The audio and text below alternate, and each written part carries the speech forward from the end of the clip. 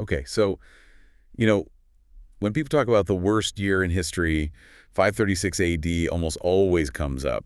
That whole global dimming, the famines, the fire reset. Right, it's pretty infamous, a really grim time. But what if that wasn't even the main event? What if something even more profound, maybe even apocalyptic, happened right after? Well, that's exactly the premise we're diving into today. Yeah, today we're doing a deep dive into 541 AD. It's a year that our source author, Noel Joshua Hadley, actually calls the apocalypse, capital A.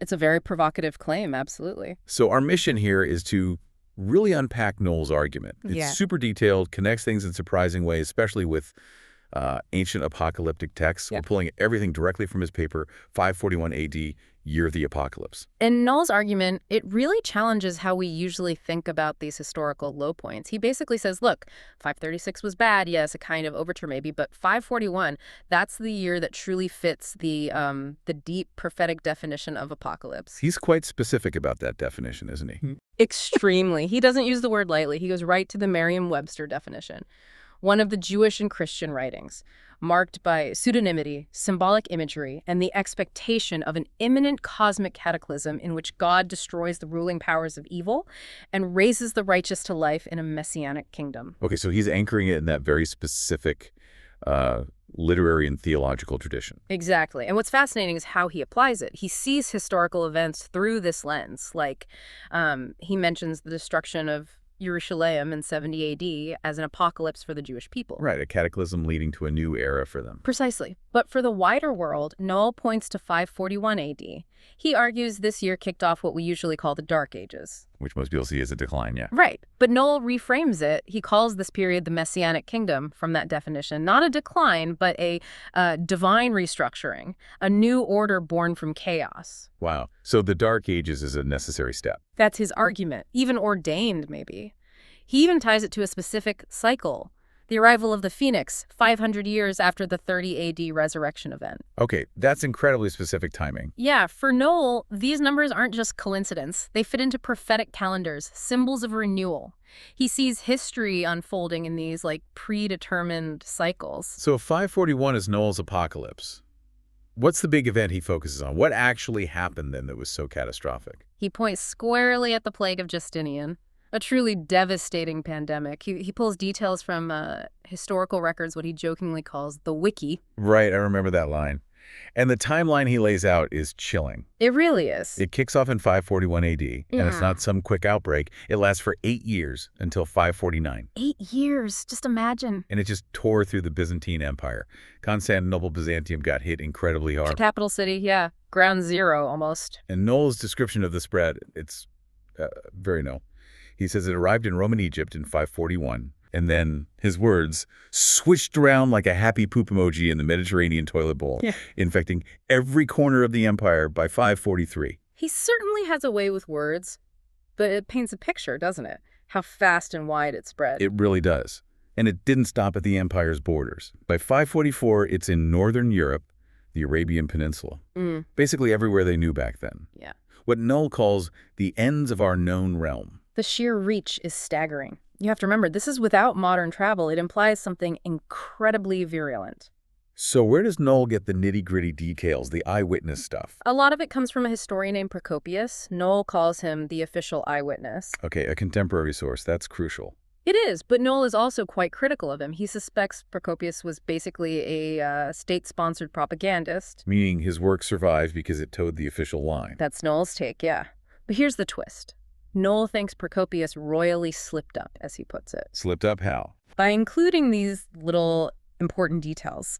Details that Noel believes point to a spiritual dimension to the plague. Things that Noel suggests the official narrative, the ministry, he calls it, usually tries to erase. Ah, so Procopius might have accidentally recorded things that didn't fit the purely natural explanation. Kind of like an unwitting conduit for deeper truths.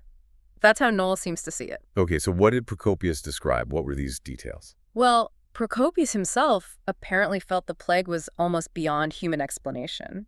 He wrote, It brought the whole human race close to annihilation. Strong words. Very. And he said no cause could be found except indeed to refer it to God, even though clever men had theories. But then it gets weirder, right? The apparitions. This is where it gets really unsettling, yeah. Procopius reported, and Noel highlights this, that apparitions of supernatural beings in human guise of every description were seen by many persons. Supernatural beings in human form. Apparently.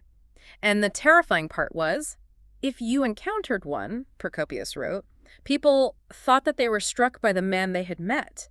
And immediately upon seeing this apparition, they were seized also by the disease. Oh, wow. So seeing them caused the sickness. Yeah. Or was the sign you were already marked? It sounds like the encounter itself was the vector, almost. Yeah. Imagine the fear. A seemingly physical meeting leads directly to getting this deadly plague. Unbelievable. Did people try to fight back spiritually? I mean, They did. Procopius says people tried uttering the holiest of names and exorcising them, trying to turn these beings aside. And did it work?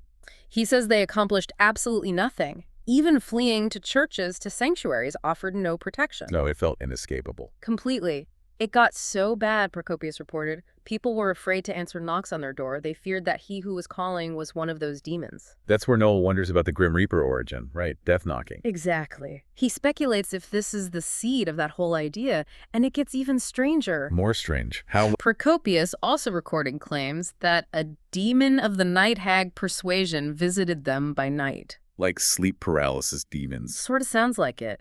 And these beings apparently told people that they'd have been written down in the number of those who were to die. Good grief. That's psychological torture on top of a physical plague. It's a horrifying blend of the physical and the supernatural, or at least the perceived supernatural. Death toll itself, just staggering numbers. Absolutely devastating, according to Procopius. In Byzantium, the daily count hit 5,000, then 10,000, then even more. Eventually, they just couldn't count anymore. Uncountable deaths per day. Yeah. And predictably, society started breaking down. Burial customs, gone. Procopius described confusion and disorder everywhere. What did they do with the bodies? They ran out of places. Bodies were just dumped into other people's tombs, sometimes violently. Whole houses stood empty. Even important people, notable men, were left unburied for days. Just left. Yes. Eventually, funeral rites were just abandoned. People carried bodies on their shoulders down to the sea, loaded them onto skiffs, and just flung them down in a heap. Ah, the smell. Procopius explicitly mentions the city was filled with the stench of rotting corpses. Just unimaginable horror. So, faced with that, how did people behave? Did it make them more religious or just desperate?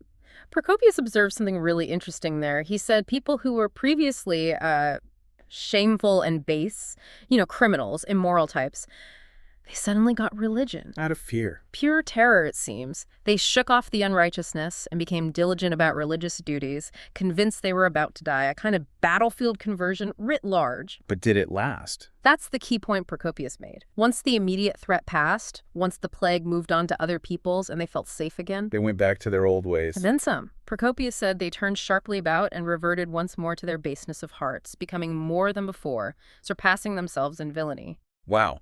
So the change was superficial, just fear-based. Seems so. It wasn't a deep transformation for many. And Noel takes these observations, the apparitions, the selective nature, maybe this temporary repentance, and builds his own interpretation, doesn't he? He does, and it's quite specific. Based on Procopius, Noel argues the plague wasn't just biological.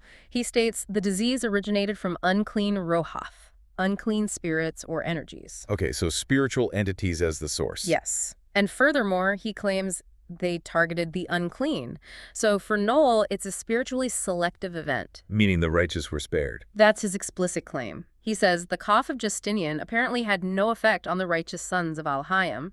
He identifies this specific group as being spiritually pure and therefore immune.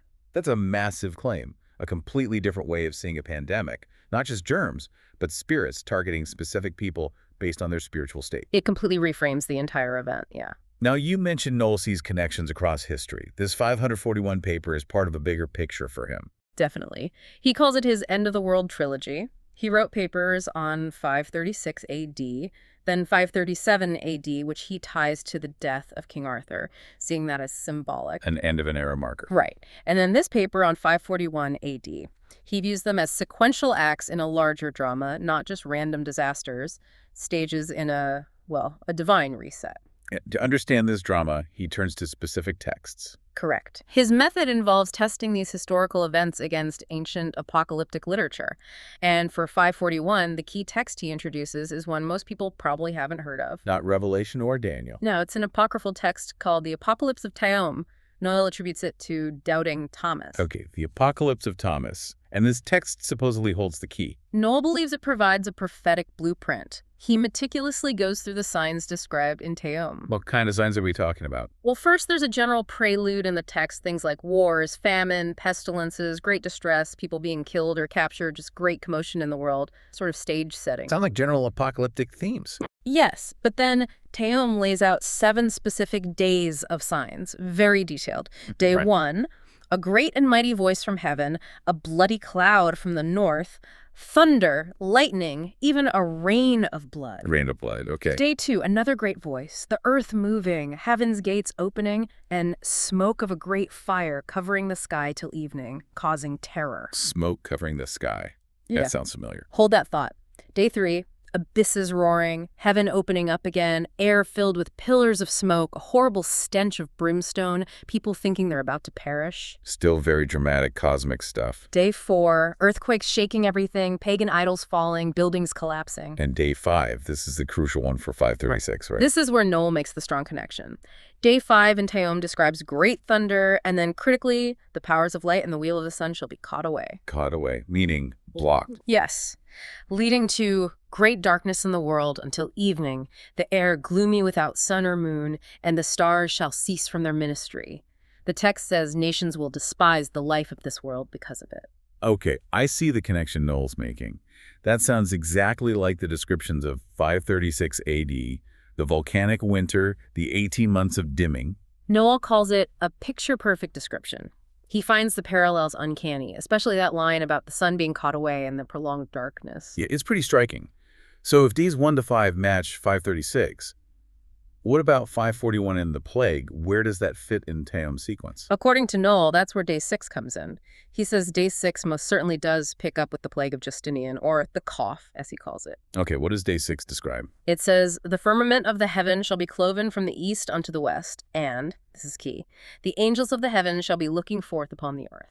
Angels looking down. How does Noel connect that to the plague? He links it directly to Procopius's reports of those supernatural apparitions, the beings visiting the sick. Ah, so the angels looking forth are the apparitions Procopius saw. That's Noel's interpretation. Now, he acknowledges these beings seemed terrifying, maybe demonic, as Procopius's account suggests, but then Noel poses a question based on Taom, saying angels would be looking down. He questions if they were actually demons. He asks, what if they were righteous angels, as Taom suggests, but the unrighteous were far too unrighteous to tell the difference? Meaning a holy being could appear terrifying to someone spiritually unprepared. Exactly. He uses that Raiders of the Lost Ark analogy, how the beautiful angel at the end becomes horrifying and melts faces.